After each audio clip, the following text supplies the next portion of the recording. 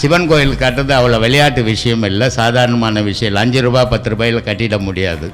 அப்படி கட்டப்பட்டவன் அப்பவே இறந்தாலும் சரி, பின்னாடி இறந்தாலும் சரி, அவன் சொர்க்கலோ இதுக்கு போக போகிறான், சிவனுடைய பாதத்துக்கு போக போகிறான்னு அர்த்தம். அதனால் சிவன் சொத்து கொலநாசனம்னு. ஆனால் இதில் 2 விஷயங்குது. சிவன் சொத்து கொலநாசனம்னு இன்னொரு விஷயம் இருக்குது. இது எப்படின்னா, சிவன் கோயிலில் போய் திருடி தூண்ணா வம்சம் விருத்தி வராமல் போகும். அதுக்கு சிவன் சொத்து கொலநாசனம் வெளியே வச்சுருக்கிறது.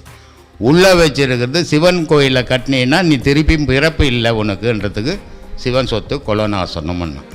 ராமகிருஷ்ண பரமஹம்சர் ரொம்ப அழகான கதை சொல்கிறாரு வெளி விஷயத்துக்கு. ராமனுடைய அரசபை, அங்கே ஒரு நாய் அடிபட்டு ரத்தம் சொட்ட சொட்ட ஓடியாரும்போது ராமனுக்கு தெரியுது இது எதுக்கு ஓடியாருதுன்ட்டு. ஆனால் அரசபையில் இருக்கிறவங்களுக்கெல்லாம் நாய் ஏன் ராமனுடைய அரசபையில் வருது, ராமனுடைய ஆட்சியில் துன்பமே இல்லாததாச்சே அப்படின்னு இருக்கிறவங்க பேசிக்கிறாங்க. அப்போ நாய் உள்ளே வந்துடுச்சு. என்னப்பா ஏன் வந்தீங்க, இது மாதிரி என்ன ரோட்டில் ஒரு பெரியவர் அடிச்சிட்டாரு, அவருக்கு தண்டனை கொடுக்கணும் அப்படின்னு நாய் சொல்லுது. ராமர் சொல்கிறாரு, உடனே யார் அடித்தது போய் பார்த்துட்டுன்னு வாங்கப்பான்னு. போனால் ஒரு பெரியவர் தடி வச்சு நின்றுக்கிறார். என்னப்பா நாய் அடித்தேன்? ஆமாம் அடித்தேன். ஏன்பா அடித்தேன்? என்ன கடிக்க வந்தது அதனால் அடித்தேன். சரி வா அப்படின்ட்டு இட்டுன்னு வந்துட்டாங்க. இப்போ இவர் வயசானவர், அடிப்பட்டது நாய், எப்படி தண்டனை கொடுக்குறது?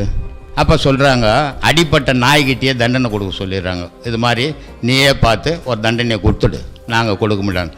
இவரை ஒரு கோயில் தர்மகர்த்தாவை ஆக்கிடுங்க அப்படின்னு நாய் சொல்லுது. அப்போ எல்லோரும் ஆச்சரியமாகி போகுது. என்ன நாய் தண்டனை கொடுக்கணும்னு பார்த்தாக்கா பொறுப்பை கொடுக்குது, பதவியை கொடுக்குது அப்படின்ட்டு நாயை கேட்குறாங்க.